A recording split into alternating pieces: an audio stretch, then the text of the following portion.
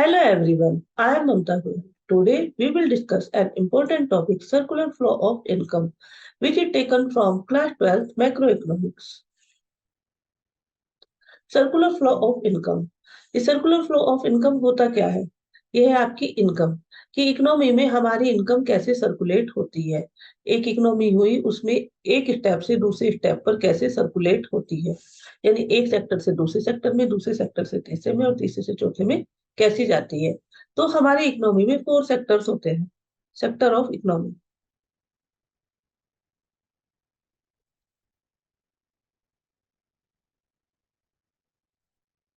There are 4 sector in our economy. कितने sector होते हैं हमारी इकोनॉमी में?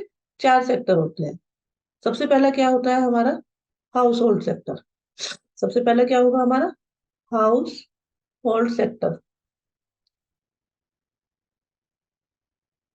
हाउस होल्ड सेक्टर क्या होता है? यानी जो एक कंज्यूमर होता है, जैसे में कोई भी वस्तु कंज्यूम करते हैं, और क्या करता है हाउस होल्ड सेक्टर हमारा? सर्विस प्रोवाइड करता है, फैक्टर सर्विस प्रोवाइड करता है। अब ये फैक्टर क्या होते हैं? Factor of production. Factor of production.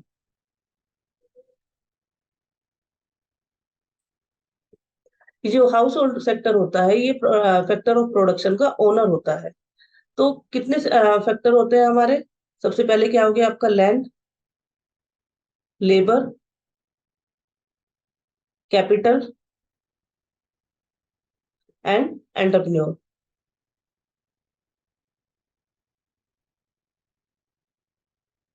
House hold sector इसका क्या काम है? ये एज ए कंज्यूमर काम करता है और owner of the factor of production. Clear? दूसरा होता है हमारा फर्म। फर्म क्या करती है? प्रोडक्शन करती है। तीसरा होगी गवर्नमेंट। गवर्नमेंट क्या करती है? गवर्नमेंट गवर्नमेंट क्या करती है? गवर्नमेंट करती है पब्लिक वेलफेयर के लिए वर्क करती है। और चौथा होता है हमारा फॉरेन सेक्टर। फॉरेन सेक्टर या रेस्ट ऑफ द वर्ल्ड, या इसको लिख सकते हैं rest of the world. Rest of the world से मतलब क्या हुआ? हम अदर कंट्री में, इंडिया के रेस्पेक्ट में बात करते हैं। इंडिया के अलावा जितने भी कंट्री होंगे जहां से हम ट्रांजेक्शन करेंगे, इंपोर्ट करेंगे, एक्सपोर्ट करेंगे, वो किस में आएगा? हमारा रेस्ट ऑफ द वर्ल्ड में। तो क्लियर हुआ? हमारी इकोनॉमी में कितने सेक्टर होते हैं? 4 sector, house hold sector, firm sector, government and foreign sector. इसमें से हम एट प्रेजेंट जो मैक्रो इकोनॉमिक्स में पढ़ेंगे वो होगा हमारा हाउस होल्ड और फर्म सेक्टर, यानी 2 सेक्टर इकोनॉमी में हम वर्क करेंगे। क्लियर हुआ? इसके बाद देखते हैं, यानी सपोज हमारे पास क्या हुआ? 2 सेक्टर है। एक हो गया आपका हाउस होल्ड सेक्टर,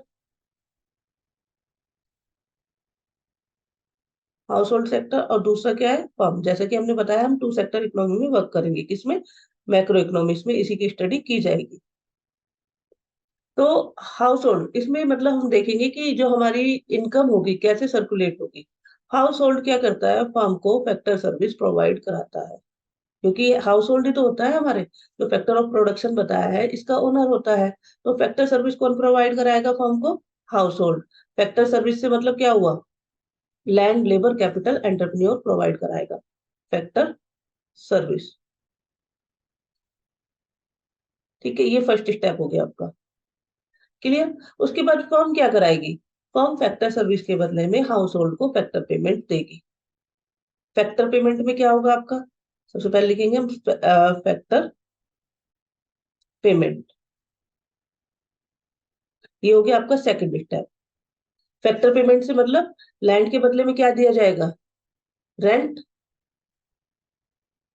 लेबर होगी तो क्या दिया जाएगा? वेजेस।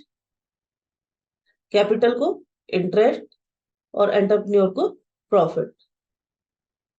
क्लियर हो गया? तो सबसे पहले हाउस होल्ड क्या कराएगी? फर्म को फैक्टर सर्विस प्रोवाइड कराएगी। फर्म हाउस होल्ड को क्या कराएगी? फैक्टर पेमेंट देगी। उसके बाद जब हाउस होल्ड के पास पैसा आ जाएगा तो हाउस होल्ड क्या करेगी? उस पैसे से क्या करेगी? Consumption expenditure. किसके द्वारा? फर्म के द्वारा। यहाँ जितना भी पैसा हाउस होल्ड के पास फैक्टर पेमेंट के रूप में आएगा वो फर्म से क्या करेगी? Consumption expenditure.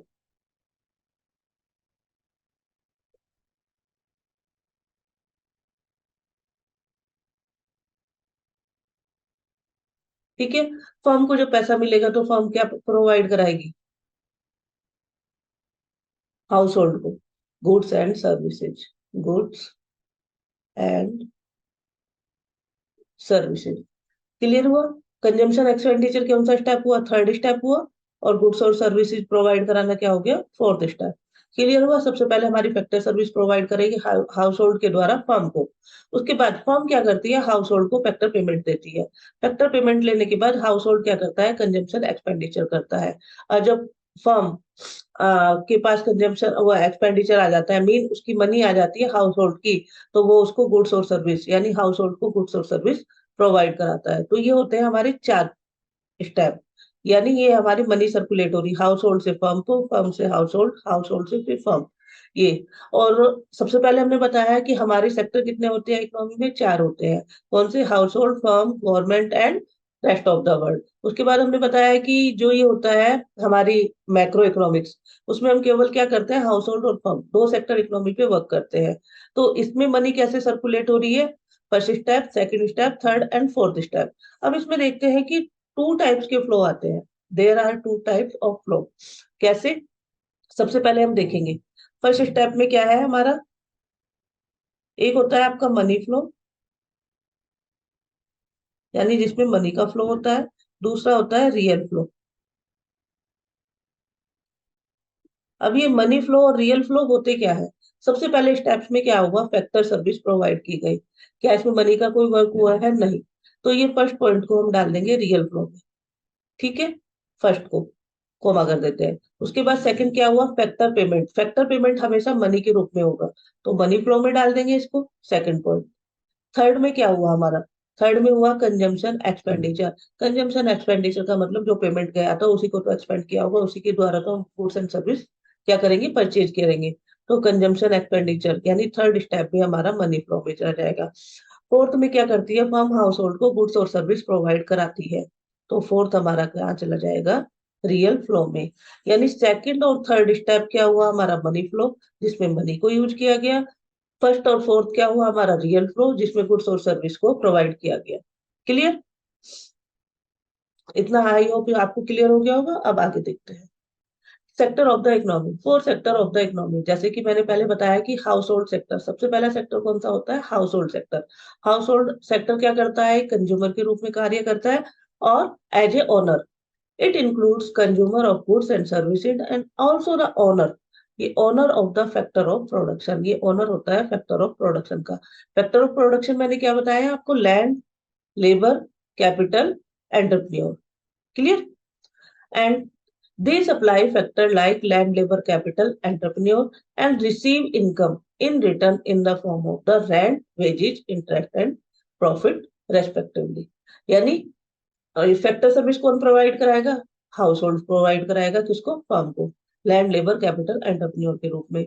और हाउस होल्ड उसके बदले में, फैक्टर सर्विस के बदले में फैक्टर पेमेंट मिलेगा उसको फर्म के द्वारा। किसके रूप में? Rent, wages, interest and profit. Clear? Second क्या होता है हमारा? प्रोड्यूसिंग सेक्टर, जिसको हम बोलते हैं फार्म्स। इसमें क्या इंक्लूड होती है? It includes all producing firm in the economy. जितनी भी प्रोड्यूसिंग फर्म होगी इकोनॉमी में, वो इसमें इंक्लूड होगी। किसमें? प्रोड्यूसिंग सेक्टर में। To produce goods and services the firm hire factor of production from the household. सबसे पहले जो हमारा एक्शन हुआ था वही तो हुआ था ना, हाउस होल्ड ने फर्म को फैक्टर सर्विस प्रोवाइड की थी। तो फर्म ने अपने प्रोडक्शन के लिए क्या किया? हाउस होल्ड से सर्विस या फैक्टर सर्विस क्या की? हायर की है।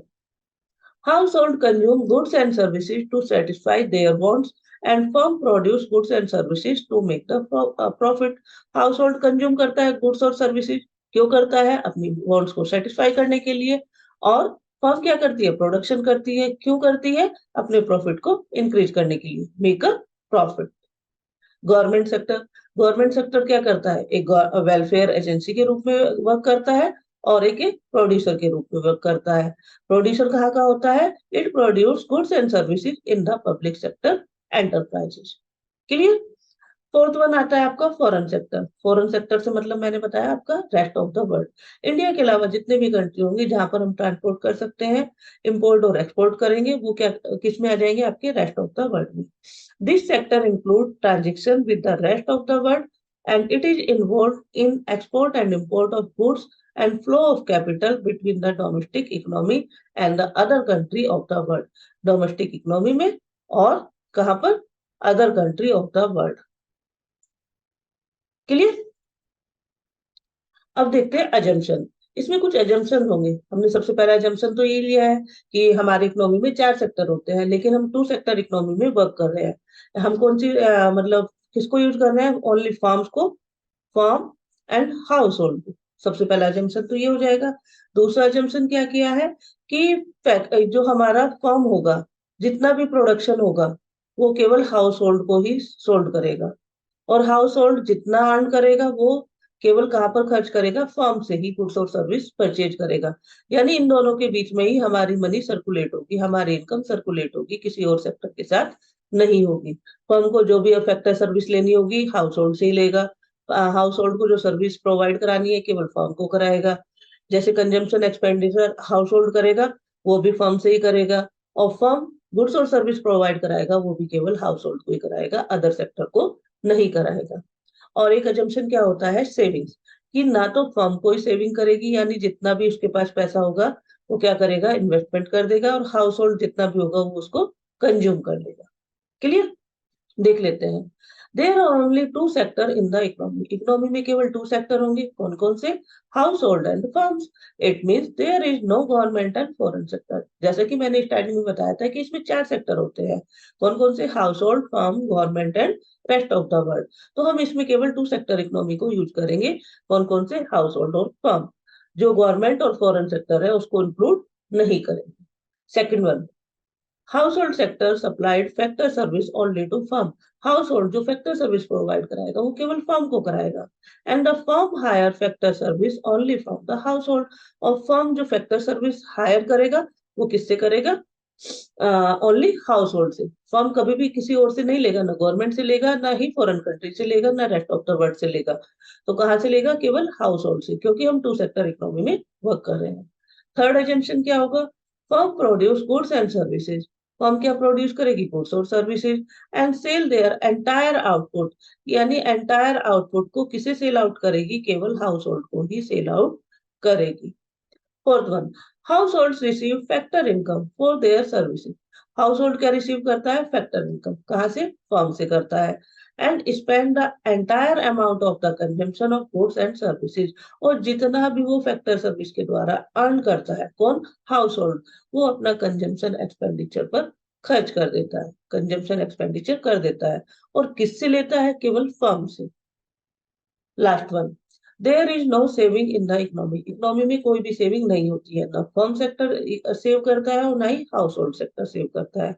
Neither the house hold save from there income, income में से सेव नहीं करता है house hold sector, and know the firm save from their profit, ना ही फर्म सेव करती है अपने प्रॉफिट से। अब देखना है meaning of circular flow of income. ये तो आपको क्लियर हो गया, मीनिंग क्या होगा इसका। जनरल रूप में it refer to cycle of the generation of income. सबसे पहले इनकम जनरेट होगी। इनकम जनरेट कैसे होगी, जब फर्म एक प्रोडक्शन करेगी, कैसे, हाउस होल्ड से फैक्टर सर्विस लेकर, हायर करके। तो सबसे पहले होगी इनकम जनरेट। दूसरे नंबर पर क्या होगी, हमारी इनकम जनरेट होने के बाद इनकम का डिस्ट्रीब्यूशन होगा। यानी फर्म जब प्रोडक्शन कर लेगी, हायर कर कर किसको, फैक्टर प्रोडक्शन को, तो वो उसको क्या करती है, डिस्ट्रीब्यूट करती है इनकम। और जब इनकम डिस्ट्रीब्यूट हो जाती है तो वो क्या करती है, हाउस होल्ड इनकम लेने के बाद क्या करती है, एक्सपेंडिचर करती है, यानी डिस्पोजिशन ऑफ द इनकम होता है। सबसे पहली फेज क्या होगी हमारी, प्रोडक्शन फेज। दूसरी होगी आपकी इनकम फेज। तीसरी होगी आपकी एक्सपेंडिचर फेज। प्रोडक्शन में क्या होगा, जनरेशन ऑफ इनकम होगा, सबसे पहले इनकम जनरेट होगी। सेकंड में डिस्ट्रीब्यूशन ऑफ इनकम। जब इनकम जनरेट हो जाएगी तो उसको डिस्ट्रीब्यूट करेगी फर्म हाउस होल्ड को। उसके बाद जब डिस्ट्रीब्यूशन हो जाएगा तो हाउस होल्ड क्या करेगा, उसको एक्सपेंडिचर करेगा, डिस्पोजिशन ऑफ द इनकम। और फाइनली फर्म के पास दोबारा पैसा पहुंच जाएगा। क्लियर हो गया। इनकम जनरेशन हुई, डिस्ट्रीब्यूशन, और क्या हुआ, डिस्पोजिशन। और डिस्पोजिशन के बाद डायरेक्टली क्या होगा, फर्म के पास पैसा पहुंच जाएगा। It refers the cycle of generation income in the production process, its distribution among the factor of production, and finally it circulate from household to firm in the form of the consumption expenditure on the goods and the services produced by them. Clear हो गया। पहले firm के पास आया, factor service provide हुई, factor service के द्वारा उसने production किया, इनकम जनरेट हुई, इनकम जनरेट होने के बाद उसने डिस्ट्रीब्यूट कर दी किसको, हाउस होल्ड को एज ए फैक्टर पेमेंट। और हाउस होल्ड ने क्या किया, एक्सपेंडिचर किया, यानी डिस्पोजिशन ऑफ इनकम हुआ, और इनकम डिस्पोज होकर किसके पास पहुंच गई, दोबारा फर्म के पास। इस तरह से इनकम कैसे हुई, हमारी इकोनॉमी में सर्कुलेट होने लगी। अब ये तीन फेजेस जैसे कि मैंने बताया, कौन सी phase, generation, distribution and disposition, इसको देख लेते हैं। सबसे पहले आपकी जनरेशन फेज। जनरेशन फेज में मैंने क्या बताया था, इन this phase firm produce goods and services with the help of the factor service. Firm क्या करती है, गुड्स और सर्विसेज प्रोड्यूस करती है, किसकी हेल्प से, फैक्टर सर्विस के द्वारा। ठीक है। फिर आता है डिस्ट्रीब्यूशन फेज। डिस्ट्रीब्यूशन फेज में क्या करती है, फर्म जो इनकम जनरेट करती है उसको डिस्ट्रीब्यूट करती है, किसको, फैक्टर पेमेंट के रूप में फैक्टर्स को। In this phase involve the flow of factor income. Factor income होती है जैसे rent, wages, interest and profit, from firm to the household. कहां पर जाती है इनकम, डिस्ट्रीब्यूट होकर फर्म से हाउस होल्ड पर। तीसरा होता है आपका disposition phase. In this phase the income received by the factor of production. Income किसके द्वारा रिसीव होती है, फैक्टर ऑफ प्रोडक्शन के द्वारा, and is spend on the goods and services. और गुड्स और सर्विसेज के ऊपर स्पेंड हो जाती है, जो प्रोड्यूस होती है किसके द्वारा, प्रोड्यूस बाय द फर्म।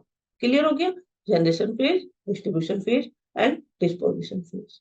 और इस तरह से एक सर्कल बन जाता है हमारा। एक और पॉइंट है इसमें, स्टॉक एंड फ्लो। क्या होता है स्टॉक और फ्लो, स्टॉक होता है यदि हमारा कोई कोई भी वस्तु गोदाम में है as a particular point of time. Stock और फ्लो में देखना है, ये फ्लो स्टॉक जो होता है ये होता है पर्टिकुलर पॉइंट ऑफ टाइम पर जो मेजर किया जाता है कोई भी किसी भी वस्तु को, किसी भी वस्तु की क्वांटिटी को। और फ्लो क्या होता है आपका, कि मीन एक पीरियड ऑफ टाइम में, यानी during a period of January, during the period 6 month, या कुछ भी टाइम पीरियड दे दिया जाता है। एक पर्टिकुलर पॉइंट ऑफ टाइम पर मेजर किया गया जो वस्तु होगी वो होगी स्टॉक, और जो पीरियड ऑफ टाइम पे होगी वो होगी फ्लो। देख लेते हैं stock. Stock variable refer to that variable which is measured at a particular point of time. जिसको, इसकी मेन चीज क्या है स्टॉक की, पर्टिकुलर पॉइंट ऑफ टाइम पर इसको मेजर किया जाता है। एग्जाम्पल क्या होगा इसका, stock of goods in the godown as on 31 January 2023। यानी 31 जनवरी पर गोडाउन में कितना क्या है, गुड्स स्टॉक है, तो वो क्या हो जाएगा आपका स्टॉक। जितना भी गुड्स गोडाउन में at a particular point of time mean 31 January 2023 पर है, that is called stock. Flow क्या हुआ, flow variable refer to that variable which is measured over a period of time. इसमें क्या है, over a period of time, यानी एक time period पर जिसको मेजर किया जाता है जिस गुड्स को। जैसे एग्जांपल देख लेते हैं, production of goods during the month of the January. Production किया गया किसका, गुड्स का, during a period of, during क्या दिया, during the month of the January, पूरे जनवरी मंथ में ड्यूरिंग क्या हुआ, ये प्रोडक्शन किया गया, तो उसको जो मेजर करेंगे वो क्या कहलाएगा आपका, फ्लो। क्लियर। अब इसका थोड़ा सा डिफरेंस देख लेते हैं। मीनिंग क्लियर हुआ आपका, ये क्या हुआ, stock variable refer to that variable which is measured at a point of time. Stock क्या हुआ, जो पॉइंट ऑफ टाइम पे मेजर किया गया। फ्लो क्या हुआ, flow variable refer to that variable which is measured over a period of time. यानी stock किस पे होगा, पॉइंट ऑफ टाइम पे मेजर किया जाएगा, और फ्लो क्या होगा, over a period of time पर मेजर किया जाएगा। अब आता है आपका time dimension. It does not have a time dimension. ये क्या है, इसका कोई भी टाइम डायमेंशन नहीं होता। क्यों, ये पर्टिकुलर पॉइंट ऑफ टाइम पर मेजर किया जाता है। And it has a time dimension as its magnitude can be measured over a period of time. Clear हो गया। इसमें आपको केवल टाइम पीरियड का ध्यान देना है। At a particular point of time पे होगा तो वो स्टॉक होगा, over a period of time पे होगा तो आपका फ्लो होगा। स्टॉक का नेचर क्या है, nature of the concept, it is static concept. Static क्योंकि पर्टिकुलर पॉइंट ऑफ टाइम पे है। इट इज डायनामिक, ये है during a period of time. Dynamic, ये क्या हुआ, स्टैटिक स्थिर हो गया, और ये गतिशील हो गया कॉन्सेप्ट। जैसे एग्जांपल्स क्या होंगे इसके, population of India on as on 31 March 2022। तो ये क्या हो गया आपका स्टॉक, मीन एक पर्टिकुलर पॉइंट ऑफ टाइम पर। दूसरा क्या हो गया, number of birth during during 2022, mean पूरे साल। ठीक है। Second one, total number of Maruti car in the Delhi, यानी किसी एक पर्टिकुलर पॉइंट पर किसी एक टाइम पर देखा गया कि कितनी टोटल नंबर ऑफ कार्स कितनी है दिल्ली में। और सेकंड क्या है, मारुति कार मैन्युफैक्चरिंग ड्यूरिंग जनवरी 2022, ये पूरी जनवरी को मेजर कर रहा है और ये पर्टिकुलर पॉइंट ऑफ टाइम को मेजर कर रहा है। Money supply, money in circulation, ये क्या है, हमारा स्टॉक है जैसे कि मैंने आपको बताया है। और नेशनल इनकम, एक्सपेंडिचर क्या होगा, ट्रांजेक्शन ऑफ मनी, ये क्या होगा आपका, फ्लो होगा। नेशनल वेल्थ और नेशनल इनकम, वेल्थ स्टेबल होगी, ये क्या हो गया आपका, स्टॉक हो गया। नेशनल इनकम, पूरे देश की इनकम कैसे मेजर करते हैं हम, पूरे फाइनेंशियल ईयर में, यानी पूरे एक ईयर की, 1 अप्रैल टू 31 मार्च, तो ये क्या हो जाएगा हमारा, फ्लो हो जाएगा। Types of the circular flow, जैसे कि मैंने बताया था there are two types of circular flow. पहला क्या हो गया आपका, रियल फ्लो, दूसरा हो गया हमारा मनी फ्लो। मनी फ्लो में क्या होगा, जिसमें मनी सर्कुलेट होगी। रियल फ्लो में क्या होगा, गुड्स और सर्विस सर्कुलेट होगी। Real flow, real flow refer to the flow of factor services from household to firm. सबसे पहले फैक्टर, रियल फ्लो में मैंने बताया था फैक्टर सर्विस प्रोवाइड की थी किसने, हाउस होल्ड ने फर्म को। तो फैक्टर सर्विस क्या होगी हमारी, रियल फ्लो होगी, जो प्रोवाइड की गई थी household to firm. And the corresponding, और इसके कोरस्पॉन्ड फ्लो ऑफ गुड्स और सर्विसेज, गुड्स और सर्विसेज प्रोवाइड की गई फ्रॉम फर्म टू हाउस होल्ड, किसने प्रोवाइड की थी, फर्म ने, किसको प्रोवाइड की थी, हाउस होल्ड को। फैक्टर सर्विस प्रोवाइड की थी हाउस होल्ड ने फर्म को, क्या, फैक्टर सर्विस। और गुड्स और सर्विस किसने प्रोवाइड की थी, फर्म ने हाउस होल्ड को। क्लियर हो गया। अब मनी फ्लो क्या होता है, मनी फ्लो में तो मनी का ही होगा। Money flow refer to the flow of factor payment, factor payment किसने किया था, फर्म ने किया था, किसको किया था, हाउस होल्ड को। फैक्टर पेमेंट किसने किया था, फर्म ने हाउस होल्ड को, फॉर देयर फैक्टर सर्विस, किसके बदले में, फैक्टर सर्विस के बदले में। And the corresponding flow of consumption expenditure from household to firm, और कंजम्पशन एक्सपेंडिचर किया था, किसने किया था कंजम्पशन एक्सपेंडिचर, हाउस होल्ड ने, किससे, फर्म से, for purchase of goods and services produce by the firm. Clear हो गया। रियल फ्लो में क्या हुआ आपका, फैक्टर सर्विस प्रोवाइड की गई हाउस होल्ड टू फर्म, और गुड्स और सर्विस प्रोवाइड की गई firm to household. Money flow में क्या हुआ, फैक्टर पेमेंट हुआ फर्म का हाउस होल्ड के द्वारा, और कंजम्पशन एक्सपेंडिचर हुआ हाउस होल्ड का फर्म के द्वारा। क्लियर। अब इसके वो देख लेते हैं differences, real flow and money flow. Real flow किसमें होता है, गुड्स और सर्विस का। It is the flow of goods and services between firms and the house hold, किसके बीच में होगा, फर्म और हाउस होल्ड के बीच में, किसका होगा रियल फ्लो में, गुड्स और सर्विस का फ्लो होगा। ऐसे मनी फ्लो में किसका फ्लो होगा, मनी का फ्लो, किसके बीच में होगा, फर्म और हाउस होल्ड के बीच में। It is the flow of money between firms and the house hold, kind of exchange, ये भी इजी होगा। किस एक्सचेंज किसका होगा, इसमें गुड्स एंड सर्विसेज का, किसमें, रियल फ्लो में। ठीक है। और इसमें किसका होगा exchange, exchange of money. Clear. Difficulty in exchange, अब ये समझ लेते हैं डिफिकल्टी क्या आती है रियल फ्लो को एक्सचेंज करने में। ये होता है एक बार्टर सिस्टम, यानी गुड्स के बदले में goods, exchange of goods and the factor service, factor service provide की गई उसके बदले में गुड्स दिया गया जैसे। There is no such difficulty in case of money flow, इसमें कोई डिफिकल्टी नहीं होती। अभी बार्टर सिस्टम देख लेते हैं क्या होता है। सपोज ए व्यक्ति है और एक बी व्यक्ति है। ए के पास वो वस्तु होनी चाहिए जो बी को चाहिए, और बी के पास वो वस्तु होनी चाहिए जो ए को चाहिए, तभी तो वो एक दूसरे से अपनी वस्तु एक्सचेंज करेंगे। यानी डबल कोइंसिडेंट की समस्या यहाँ नहीं आनी चाहिए। यदि ए के पास वो वस्तु नहीं है जो बी को चाहिए, या बी के पास वो वस्तु नहीं है जो ए को चाहिए, तो ये दोनों अपनी वस्तुओं का एक्सचेंज नहीं करेंगे। क्लियर।